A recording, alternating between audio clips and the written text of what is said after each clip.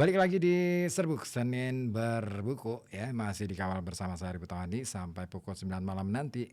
Dan sepertinya untuk bab terakhir ini selesai nih. Iya, selesai nih. Tipis banget nih, tinggal menyisakan berapa lembar aja nih. Oke, jasa temenin Pekalongan. Oh, terima kasih ya. Oh, jenis usaha nih. Oke, keren. Mas Nathan penerjemah. Haha. Oke. Nursela Shop juga sudah ikutan gabung ya.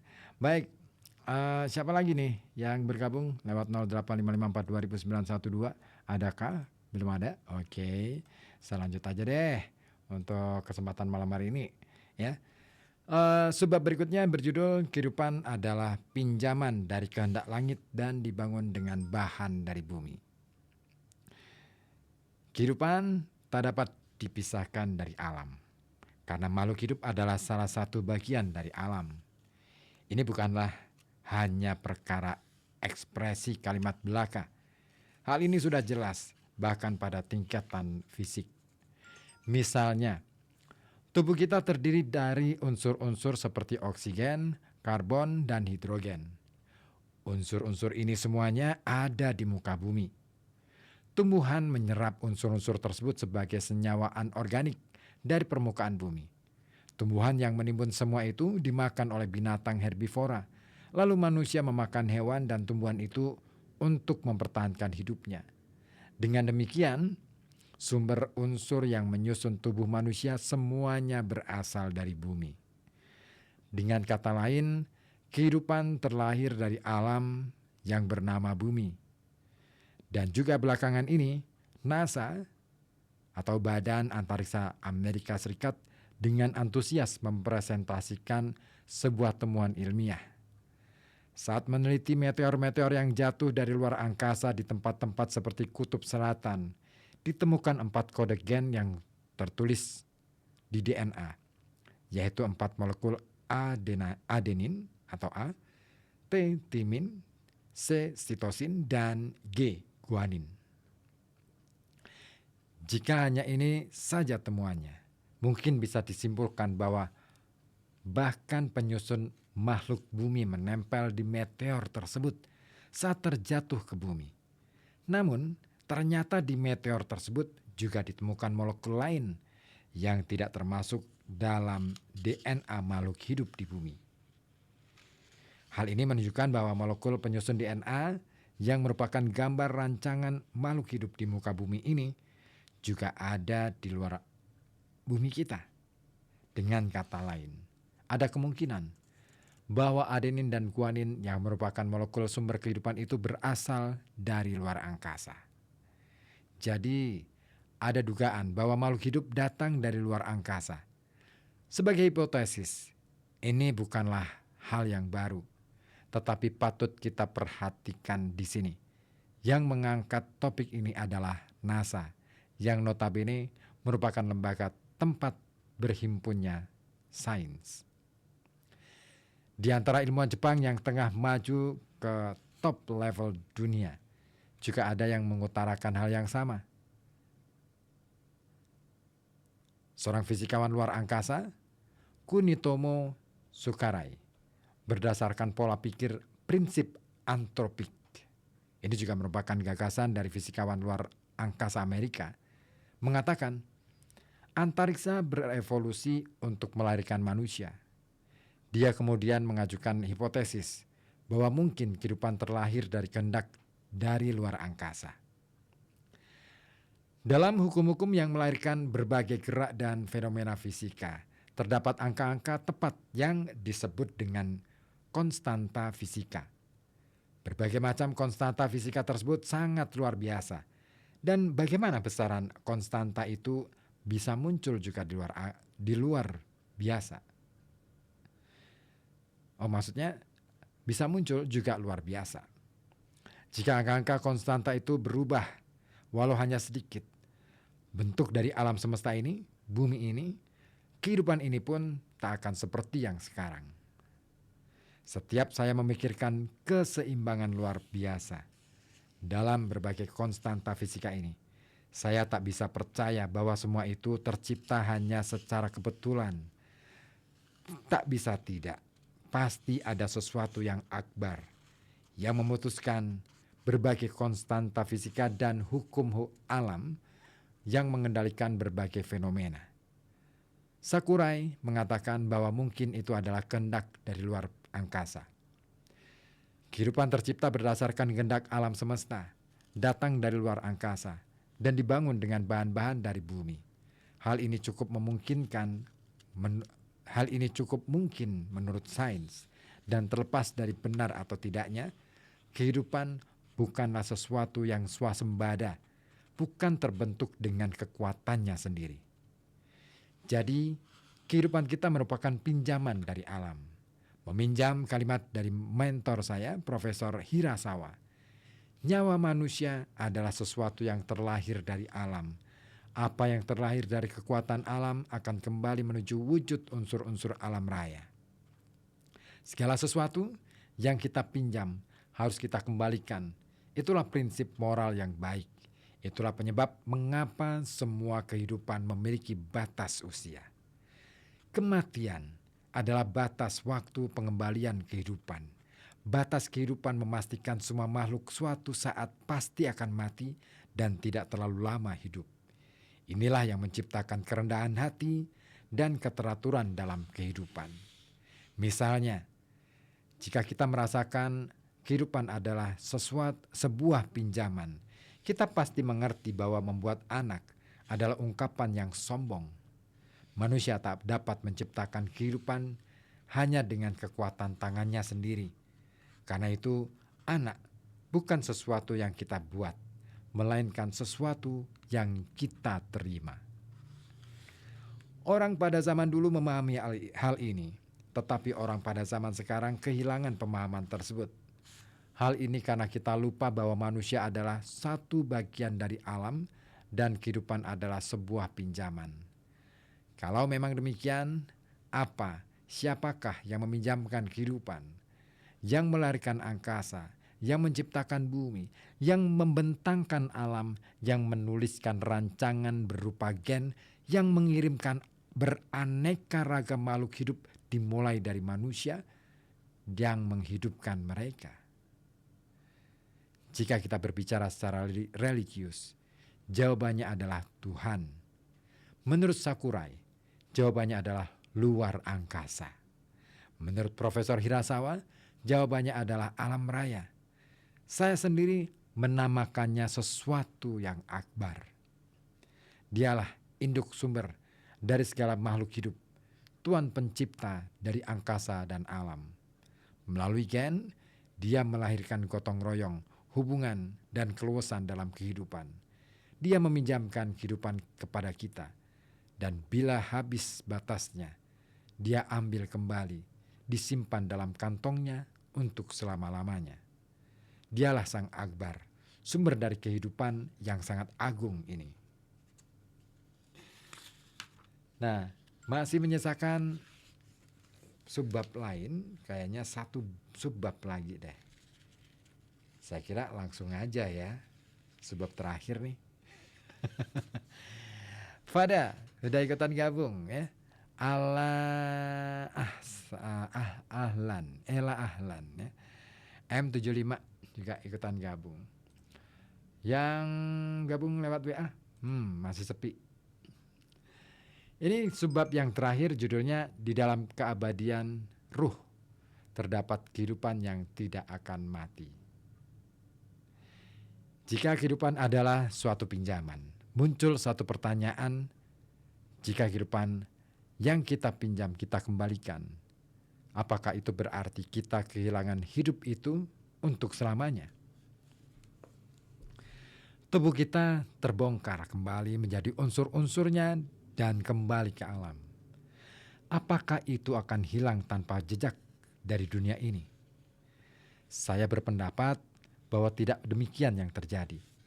Walaupun hati dan tubuh kita mati, dalam kehidupan ada sesuatu yang tidak ikut mati. Kita sebut saja hal tersebut ruh. Setelah kematian fisik pun, ruh adalah sesuatu yang terus hidup abadi. Dengan demikian, Peminjam sebenarnya dari kehidupan ini adalah ruh tersebut. Tubuh adalah bahan pembentuk kehidupan, sesuatu yang sering kita sebut sebagai komponen underdeal. Ia bukanlah peminjam kehidupan. Lalu bagaimana dengan hati? Hati adalah sesuatu yang mudah berubah. Sering dikatakan bahwa kesadaran manusia berubah setiap 3-5 detik. Dan lagi, dalam ajaran Buddha, dalam satu hari pada satu orang terdapat 2,8 miliar 4.000 pikiran. Sungguh mengerikan, hati sangat mudah berubah, tidak kontinu dan tidak stabil. Sesuatu yang sangat mudah bergulir ke sana kemari, itulah yang disebut dengan hati. Karena itu, benar-benar tidak pantas hati menjadi pemimpin kehidupan atau peminjam kehidupan. Jauh lebih dalam di dasar hati, ada sesuatu yang memberi bentuk pada kehidupan yang abadi, sesuatu yang tidak berubah. Ruh itulah yang pantas menjadi peminjam kehidupan. Normalnya, ruh masuk dalam pembahasan ilmu keagamaan dan bukan merupakan objek penelitian ilmiah. Tidak sedikit juga orang yang menunjukkan reaksi penolakan begitu mendengar kata ruh. Hal ini tidak terelakkan karena banyak sekali orang yang menuturkan cerita tentang ruh yang dengan motif yang mencurigakan. Namun, sesungguhnya kita tak mungkin bisa mencerap wujud asli kehidupan hanya dengan pemikiran ilmiah.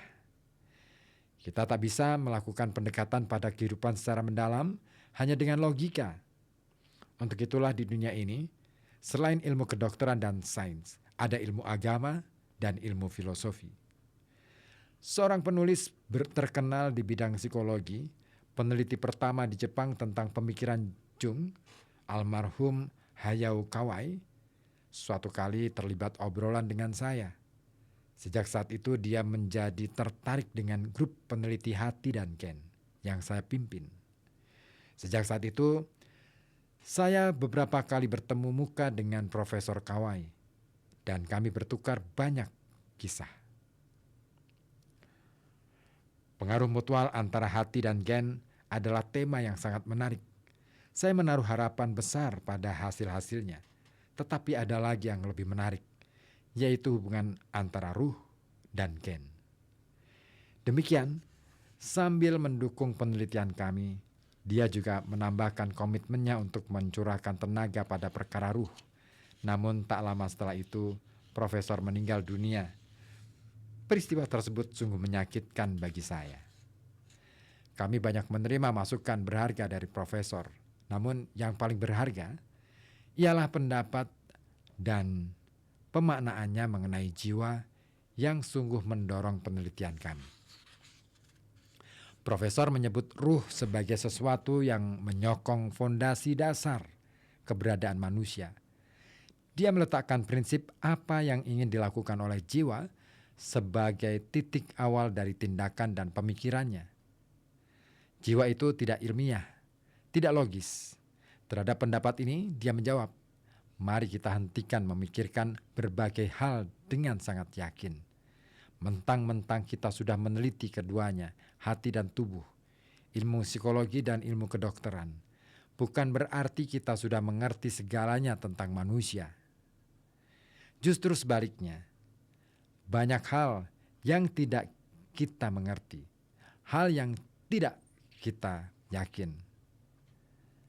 Dengan meninjau ulang hal-hal yang tidak kita mengerti dan tidak yakin itu dari sudut pandang ruh, barulah kita bisa melihat esensi dari manusia dan kehidupan.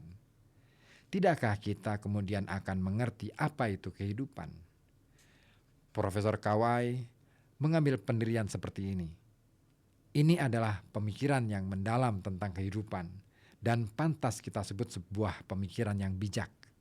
Misalnya, masyarakat modern takut pada kematian, melebihi segalanya. Itu adalah satu penyakit akibat terlalu memandang kehidupan dari sisi ilmiah. Kehidupan ini terbatas, dan dalam kematian terbentang ruang kosong di dunia yang hitam dan gelap. Karena kita hanya memikirkan kematian secara logis seperti itu, kematian hanyalah menjadi sesuatu untuk ditakuti. Ilmu kedokteran juga mengatakan kematian adalah kekalahan. Hal ini menambah lagi ketakutan terhadap kematian. Tetapi bagaimana jika kita pertimbangkan keberadaan ruh? Jika kita mempertimbangkan ruh yang merupakan kehidupan yang tidak mati, rasa takut terhadap kematian menjadi lebih ringan. Dalam makhluk hidup, ada kehidupan yang akan mati seperti tubuh. Ada pula kehidupan yang tidak mati seperti ruh. Dengan berpikir seperti itu, pemikiran kita tentang kehidupan tentu akan menjadi lebih dalam. Jika kita mulai berbicara tentang ruh, tak akan ada habisnya. Namun, bagi saya yang seorang spesialis genetika, masukan dari Profesor Kawai mengenai hubungan antara jiwa dan gen menjadi suatu pekerjaan rumah yang besar. Penelitian baru saja dimulai, bisa dibilang belum ada yang kita mengerti. Seperti layaknya informasi yang tertulis dalam gen kita mengenai protein yang menentukan bentuk dan kegiatan fisiologi, tidakkah ada juga gen yang memuat informasi mengenai ruh? Mungkin dalam gen untuk ruh tersebut terdapat pula saklar yang terus-menerus silih berganti antara nyala dan mati. Dalam gen ruh mungkin juga termuat tak hanya informasi mengenai hidup dan mati, tetapi juga kehidupan sebelumnya, kehidupan sekarang, dan juga kehidupan setelahnya. Tersambung terus tanpa kematian, informasi yang abadi. Kami hanya bisa memunculkan hipotesis yang sangat kasar dan umum seperti itu. Namun, satu hal yang sudah pasti ialah bahwa ruh juga merupakan makhluk hidup yang diutus Sang Akbar, sebuah hadiah. Jika Sang Akbar merupakan Tuhan pencipta kehidupan yang akan mati, bernama hati dan tubuh, maka yang menciptakan kehidupan yang tak mati, bernama ruh, juga merupakan sesuatu yang agung, sebuah kehendak angkasa luar, angkasa atau Tuhan. Ruh tersebut terhubung langsung dengan sesuatu yang agung itu, terletak di dasar kehidupan yang dalam sebagai inti dan fondasi, dalam bentuk yang luar biasa kecil. Dan ruh membawa informasi mengenai segala kehidupan, melahirkan kehidupan, menjaganya tetap hidup, mematikannya dan kemudian menghidupkannya kembali. Sambil terus mengulang proses tersebut, kehidupan menyeberangi sungai abadi. Ruh merupakan sesuatu yang tak mati. Melalui penelitian tentang gen, saya ingin menguak, walau seujung jari saya, apakah ruh benar-benar ada? Jika memungkinkan, saya juga ingin mencari keberadaan saklarnya. Sekarang, saya menganggap ini sebuah pekerjaan rumah dari Profesor Kawai. Selain itu, ini juga merupakan tugas yang diembankan langit kepada saya. Itulah akhir dari buku Switch On Switch Off karya Kazuo Murakami. Terima kasih sudah menyimak dengan saksama, dan minggu depan saya akan hadirkan buku yang lain di Senin Berbuku. Apa kira-kira ya? Ada yang punya usul barangkali? Boleh ya diusulkan di 08554 200912. Syafiq Aulia di Keradenan, saya sapa yang sudah berkirim WA di 08554 200912 ya. Terima kasih hadir Mas Ribut. Ada juga Mas Repe ya. Terus kemudian siapa lagi? Wait for a minute please. Yang ada di TikTok siapa nih? Ada Bara Besari, toko murah serba Sobri juga ya. Terima kasih. Jafar di Kali Lembu Karang Dadap juga ya. Terima kasih ya sudah mau berkenan hadir untuk kesempatan malam hari ini di Serbuk. Serbuk akan kembali minggu depan, dan akhirnya Serbuk harus saya akhiri sampai di sini. Kita ketemu Serbuk minggu depan. Wassalamualaikum warahmatullahi wabarakatuh.